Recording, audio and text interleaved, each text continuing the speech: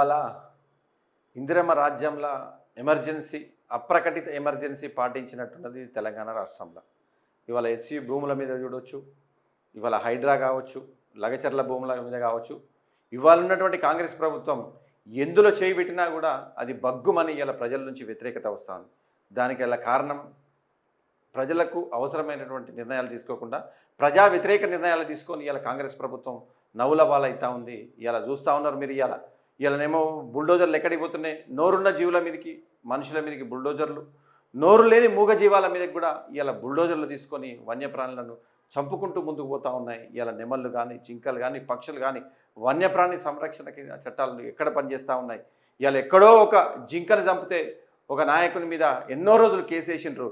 ఇవాళ వందల కొద్ది జింకలు చంపుతూ ఉంటే ఇవాళ వన్యప్రాణిని సంరక్షించే నాయకులు ఎటుపోయినరు, వన్యప్రాణుల గురించి కొట్లాడే లీడర్లు ఎటుపోయినరు. ఇవాళ తెలంగాణలో చూస్తూ ఉండరు, అందరూ ఆలోచన చేస్తూ ఉండరు. మొన్నటిదాకా కేసీఆర్ ప్రభుత్వం ఉన్నప్పుడు ఏ చిన్న నిర్ణయం తీసుకున్నా కూడా మీదకి వచ్చి ఇవాళ పోయిన ఇవాళ గొంతులు ఎటుపోయినాయి. ఇవాళ ఎక్కడికి పోయిండు కోదండరాం? ఇవాళ ఎమ్మెల్సీ పదవి ఇయ్యానే కోదండరాం చల్లబడ్డాడు. ఇవాళ ఆకునూరి మురళి ఎటుపోయిండు? ఇవాళ రోజు పొద్దున కూర్చునే నాగేశ్వరరావు ఎటుపోయిండు, ప్రొఫెసర్ నాగేశ్వర ఎటుపోయిండు? ఇవాళ అందశ్రీ ఎటుపోయిండు? ఇవాళ ఇవి బుద్ధిజీవులు అందరూ కూడా ఇవాళ తెలంగాణలో ఎక్కడికి పోయినరు? ఇవాళ మీ గొంతు ఎందుకు మాట్లాడతలేదు? ఇవాళ హెచ్సి భూముల మీద ఎందుకు మాట్లాడతలేదు? విద్యార్థుల పక్షాన ఎందుకు మీరు మాట్లాడతలేరు? తెలంగాణ ప్రజలు అందరూ గమనిస్తూ ఉంటారు. మీకు పదవులు వచ్చినాయి, పదవి రానోళ్ళేమో పదవుల కోసం ఏమనట్లేడు. ఇవాళ ఎటుపోయాడు చక్రపాణి? ఇవాళ వీళ్ళందరూ కూడా ఎక్కడికి పోయినరు? ఇవాళ వాళ్ళ గొంతులు ఎటుపోయినాయి. ఇవాళ 3 రోజుల నుంచి విద్యార్థుల మీదకి బుల్డోజర్లు యుద్ధం చేసినట్టు మొత్తం హెచ్సియులో యుద్ధ వాతావరణం నెలకొన్నది. యుద్ధం చేసినట్టున్నటువంటి పరిస్థితులు ఇలా తెలంగాణలో ఉన్నటువంటి హెచ్సియు, ఇలా దేశం మొత్తం ఉన్నటువంటి విద్యార్థులు అక్కడ ఉన్నారు. ఇలా తెలంగాణలో జరుగుతున్న విషయాన్ని ఇలా తమిళనాడు కావచ్చు, కర్ణాటక కావచ్చు, యూపీ కావచ్చు, దేశంలో ఉన్నటువంటి అన్ని రాష్ట్రాల ప్రజలు అక్కడ చదువుకునే అవకాశం ఉంది. ఇవాళ కాంగ్రెస్ ప్రభుత్వం పరువు ఇలా దేశం మొత్తం నాశనం చేసే విధంగా ఇవాళ తెలంగాణ కాంగ్రెస్ పార్టీ చేస్తూ ఉంది. మీరు ఒక్కసారి ఆలోచన చేయాలి. ఇట్లాంటి పనుల వల్ల తెలంగాణ ప్రభుత్వానికి ఏం లాభం? తెలంగాణ ప్రజలకు ఏం సమాధానం చెప్తారు?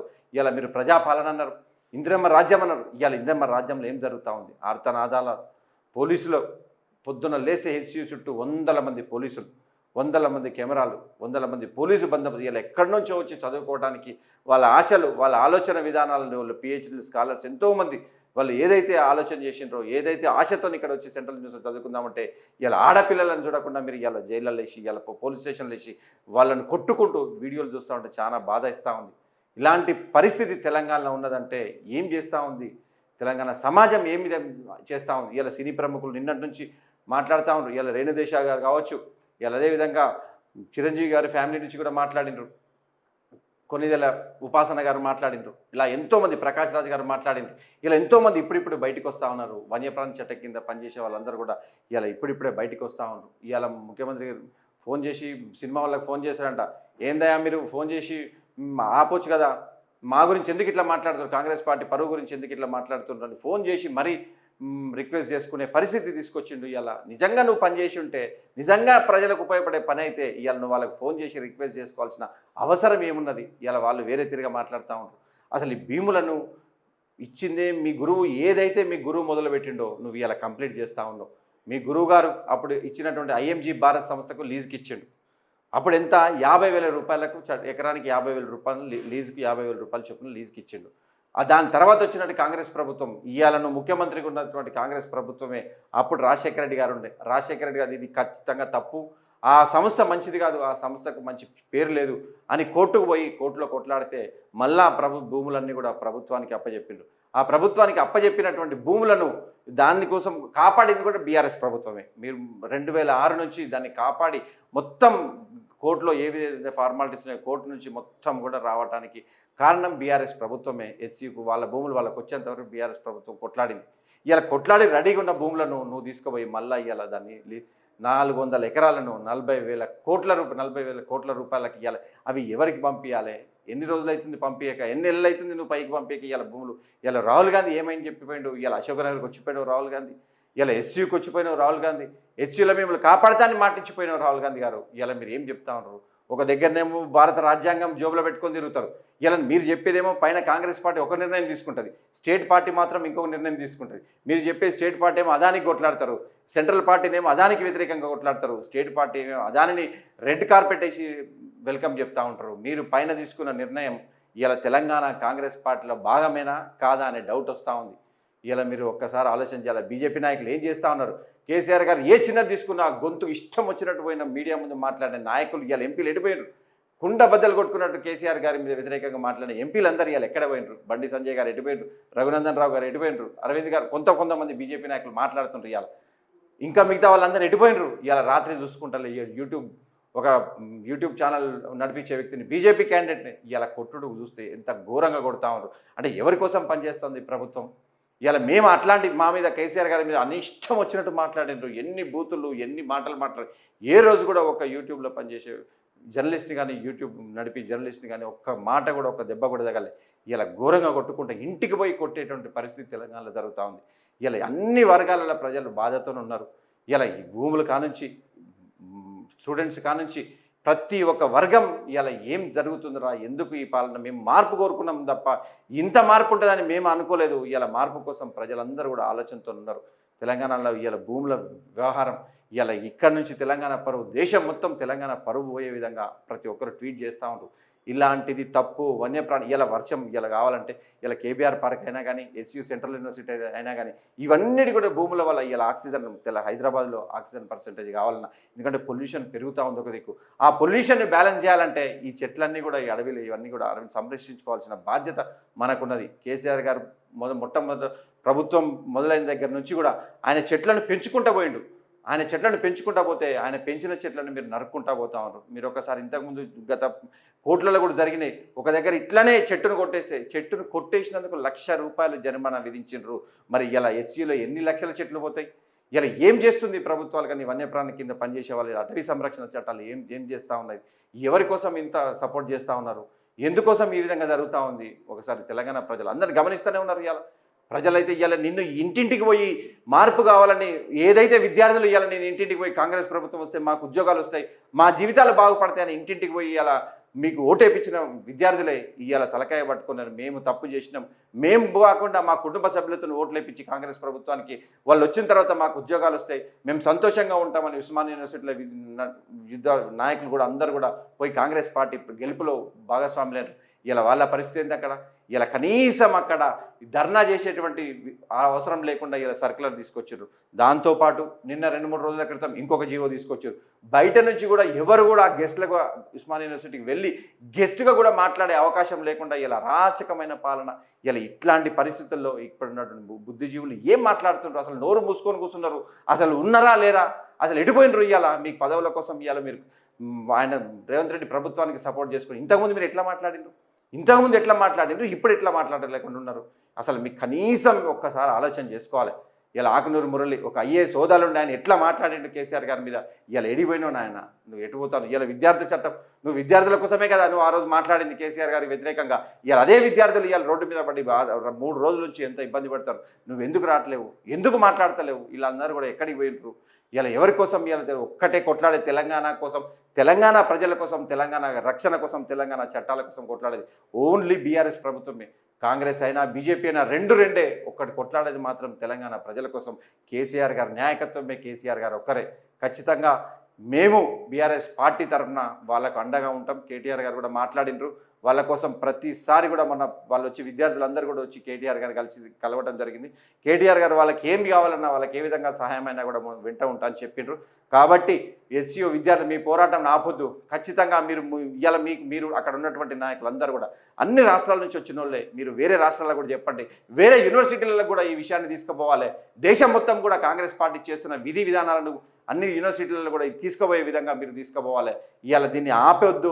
ఖచ్చితంగా దీన్ని ఆపితే మీకు రాబోయే తరాల కోసం మీరు అన్యాయం చేసిన వాళ్ళు అవుతారు. మీకోసం కాదు, మన కోసం కాదు. రాబోయే రోజుల్లో విద్యార్థుల కోసం, రాబోయే ప్రజల కోసం, రాబోయే జనాల కోసం ఆ అడవులు ఉండాలి, ఆ భూములు ఉండాలి. ఆ భూములు ఉండటం వల్ల ఇంకా రాబోయే రోజులకు ఉపయోగపడతాయి.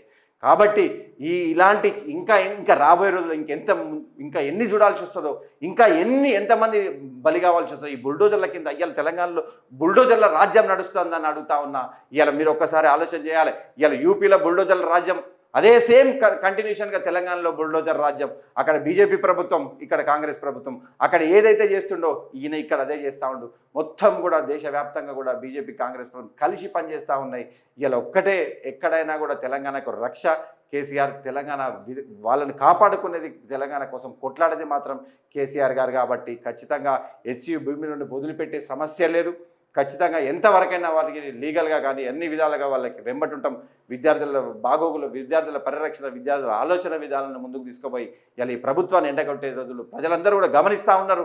ఇది ఇంకా కిందికి గ్రామ స్థాయికి కూడా ఈ విధానాలను తీసుకుపోయి మీరు చేస్తున్నది ఏమవుతుంది? ఇలా మీరు ఇచ్చిన హామీలు ఎటుపోయినాయి, మీరు ఇచ్చిన స్కీమ్లు ఎటుపోయినాయి, మీరు ఇచ్చిన విధానాలు ఎటుపోయినాయి, ఇలా మూసీల నోట్లు ఎటుపోయినాయి, మూసీలు ఇలా హైడ్రాల నోట్ల కట్టలు ఇలా ఇక్కడ చూస్తే ఎట్లా పోతున్నాయి పైసలు, ఎవరి కోసం పంచుతున్నారు, ఎట్లా తీసుకుపోతున్నారు. పొద్దున్న లేస్తే ఇలా నువ్వు ఏ టాపిక్ తీసుకున్నా అక్కడ గొడవనే. ఫార్మాసిటీ భూముల దగ్గర, లగచర్ర భూముల దగ్గర, హైడ్రా దగ్గర ఏది తీసుకున్నా కూడా ఇలా మళ్ళీ అందాల పోటీలు పెట్టిండ్రు. ఇలా ఫార్ములా 1 రేసులనేమో పైసలు వచ్చేదాన్ని తీసేమో క్యాన్సల్ చేసిండ్రు, పైసలు పెట్టేదానికేమో ఇలా పెద్ద ఎత్తున హంగు ఆర్భాటాలతోని ఇలా అందాల పోటీలు నిర్వహిస్తూ ఉన్నారు. నిర్వహించండి. హైదరాబాద్ బ్రాండ్ ఇమేజ్ పెంచడానికి నిర్వహించని కాదంటలేము, కానీ హైదరాబాద్ కూడా ప్రభుత్వానికి కూడా ఆదాయం వచ్చే విధంగా ఏర్పాటు చేయాలి తప్ప ప్రభుత్వం సొంతగా ఖర్చు పెట్టే విధంగా చేసి, ప్రభుత్వం ఇంతకుముందు ఫార్ములా ఈ రేస్ని మీరు ఎట్లా క్యాన్సిల్ చేసిండ్రు? ప్రభుత్వానికే పైసలు వస్తుండే, ప్రభుత్వానికి వచ్చే అటువంటి ఇన్కమ్ను రెవెన్యూను వచ్చేదాన్ని క్యాన్సిల్ చేసేయాలి, అందాల పోటీలు నిర్వహిస్తున్నారు. మీరు ఏ నిర్ణయం తీసుకున్నా కూడా ఇది ప్రజలకు ఉపయోగపడే నిర్ణయం. ప్రజల కోసం మాత్రం ఆలోచించండి. మీరు చెప్పింది ఏంది? ప్రజల కోసం ప్రజాపాలన అన్నారు. ఇలా ప్రజాపాలన ప్రగతి భవన్లు ఎవరు కూర్చుంటారు? ఒక్కరోజు ఒక ముఖ్యమంత్రి వచ్చి తీసుకోలే, నేను రోజు వచ్చి కూర్చుంటా, మా మంత్రి రోజుకు ఒక మంత్రి ఉంటాడని చెప్పిండ్రు. ఇవాళ అక్కడ వేసినటువంటి కంచెలను తీసుకుపోయి ఇవాళ ఒక్క ప్రజాభవన్ దగ్గర మాత్రమే కంచెలు లేవు, అంతే తప్ప రాష్ట్రం మొత్తం కూడా కంచెలే ఉన్నాయి. ఇవాళ చుట్టూ కంచెలు ఉన్నాయి, హైడ్రా చుట్టూ కంచెలు ఉన్నాయి, ఎక్కడికక్కడికి కంచెలు వేసిండు. ఒక్క దగ్గర తీసి తెలంగాణ రాష్ట్రం మొత్తం కూడా కంచెలు ఏర్పాటు చేసినటువంటి ప్రభుత్వం కాంగ్రెస్ ప్రభుత్వం. కాబట్టి ఖచ్చితంగా ప్రజలు గమనిస్తూ ఉన్నారు. ప్రజలు ప్రజాక్షేత్రంలో మీరు వాళ్ళు చెప్పాల్సిన అవసరం ఉన్నది. ఖచ్చితంగా మీరు ఇంకా 3 సంవత్సరాలు ఉన్నది, ఇంకా ఏమేమి హామీలు ఇచ్చిండ్రో, ఏమేమి ఇవాళ ఏప్రిల్ ఫూల్ చేస్తున్నారు తప్ప మీరు ఇచ్చినటువంటి హామీలను మాత్రం నెరవేర్చకుండా ప్రతిరోజు ఒకటి డైవర్షన్ కార్యక్రమం. దీంట్లో ఒక 4 రోజులు నడుస్తుంది, కథం స్కీమ్లన్నీ పక్కకు పోతాయి, ప్రజా వ్యవస్థ పక్కకు పోతుంది. ఇవి ఇంక మళ్ళీ వచ్చే నెల ఇంకో కొత్త స్కీమ్. ఇట్లా ప్రజలను డైవర్షన్ చేసుకుంటా మీరు మాత్రం మీరు పనులు చేసుకోండి, 1000 కోట్ల భూములు సంపాదించుకోండి, మీరు అనుకున్న విధంగా ముందుకు పోండి. మంత్రివర్గం ఇవాళ రేపు దీని మీద కొన్ని రోజులు, హైడ్రా మీద కొన్ని రోజులు, లగచర్ల మీద కొన్ని రోజులు, హెచ్సియు మీద కొన్ని రోజులు, మళ్ళీ వచ్చే నెల అందాల పొట్టెల మీద కొన్ని రోజులు, ఇట్లా ఎంతసేపు డైవర్షన్ పాలిటిక్స్ చేసుకుంటా. మాకు తెలియదు నువ్వు ఆ రోజు ఫుట్బాల్ ఆడతానే పోయేటప్పుడు భూములను చూస్తానే పోయినావు అనుకోలేదు. నిజంగానే కదా ఒక ముఖ్యమంత్రి స్థాయిలో ఉన్న వ్యక్తి ఫుట్బాల్ ఆడుతుండ అనుకున్నాం, కానీ ఇలా నువ్వు ఫుట్బాల్ ఆడతానికి కూడా ఆ భూములను చూస్తానే పోయినావు. పోయిందే భూములను చూస్తానికన్న విషయం మాకు తెలియదు. ఇలా ప్రజలందరూ ఆలోచన చేస్తుండ్రు, అరే ఎందుకోసం పోతుండు, ఎక్కడికి పోయినా భూముల కోసం పోతుంటా. ఒక రియల్ ఎస్టేట్ నాయకునిగా తయారైండు హైదరాబాద్లో. నాకంటే గొప్ప రియల్ ఎస్టేట్ చేసేటోడు ఎవరు లేడు అన్నాడు. ఇలా హైదరాబాద్ మార్కెట్ ఎటుపోయింది. ఇలా సాఫ్ట్వేర్ కంపెనీలు, ప్రైవేటు సంస్థలు ఇలా ఆఫీస్ లీజును కూడా తక్కువ చేసుకుంటున్నాయి. ఇంతకుముందు 10-15 సంవత్సరాలు తీసుకుంటే దాన్ని 5 సంవత్సరాలు కుదించుకుంటున్నాయి. ఆఫీస్ లీజు కూడా తక్కువ చేసుకున్నటువంటి పరిస్థితి ఇలా వేరే పెద్ద కంపెనీలకు ఉన్నటువంటి వచ్చేటటువంటి చేసింది ఈ కాంగ్రెస్ ప్రభుత్వం. కాబట్టి హెచ్సియు భూములను కానీ ఇంకా ఏ ప్రజా నిర్ణయాలు తీసుకున్నా కూడా ప్రజలకు ఉపయోగపడేట్టు ఉండాలి తప్ప ప్రజలను ఇబ్బంది పెట్టి, విద్యార్థులను ఇబ్బంది పెట్టి, ఉద్యోగస్తులను ఇబ్బంది పెట్టి, అందరినీ ఎస్సీ ఎస్టీ బీసీ మైనారిటీ వర్గాలను ఇబ్బంది పెట్టుకుంటా నువ్వు సాధించేదేంది? ఇలా నువ్వు ఆలోచన చేసేదేంది? కాబట్టి ఖచ్చితంగా హెచ్సియు విద్యార్థుల వెనక పిఆర్ఎస్ పార్టీ అండగా ఉంటుంది. ఎంతవరకైతే అంతవరకు పిఆర్ఎస్ పార్టీ కేటీఆర్ గారు చెప్పిన విధంగా అందరం కూడా ముందుకు పోతాం. వాళ్ళందరినీ కూడా అండగా ఉంటాం. 2-3 రోజుల నుంచి పొద్దున పోలీస్ స్టేషన్ తీసుకుపోయి వదిలిపెడుతురు, మళ్ళీ సాయంత్రం తీసుకుపోయి కూర్చోబెడుతురు, సాయంత్రం వదిలిపెడుతురు, పొద్దున తీసుకుపోయి కూర్చోబెడుతురు, సాయంత్రం వదిలిపెడుతురు. ఇలా ప్రతిపక్ష పార్టీల ఎవరైతే గట్టిగా మాట్లాడుతారో వాళ్ళ ఇంటి ముందు పోలీసుల కాపలా ఉంటుంది. ఇలాంటి వ్యవస్థ తెలంగాణలో అప్రకటిత ఎమర్జెన్సీ తెలంగాణలో జరుగుతూ ఉంది. ఇలాంటి వ్యవస్థకు దానికోసం కాదు ప్రజలు మీకు ఓట్లేసింది. ఇందిరమ్మ రాజ్యం అంటే సంతోషంగా ఉంటారు, మేమందరం కూడా హాయిగా బతుకుతాం అనుకున్నాం తప్ప ఇందిరమ్మ రాజ్యంలో అప్రకటిత ఎమర్జెన్సీ ఉంటుందని మాత్రం ప్రజలు ఊహించలేదు. వాళ్ళందరూ కూడా ఇప్పుడు బాధపడుతుంటారు. కాబట్టి ఖచ్చితంగా రాబోయే రోజుల్లో ప్రజలు నీకు బుద్ధి చెప్తారు. ప్రజాక్షేత్రంలో ఖచ్చితంగా నువ్వు తప్పకుండా ప్రజల కోసం మీరు ఏదైతే నిర్ణయాలు తీసుకున్నారో ఆ నిర్ణయాలన్నీ కూడా ప్రజా వ్యతిరేక నిర్ణయాలే. ఖచ్చితంగా ప్రజాక్షేత్రంలో బుద్ధి చెప్తాం.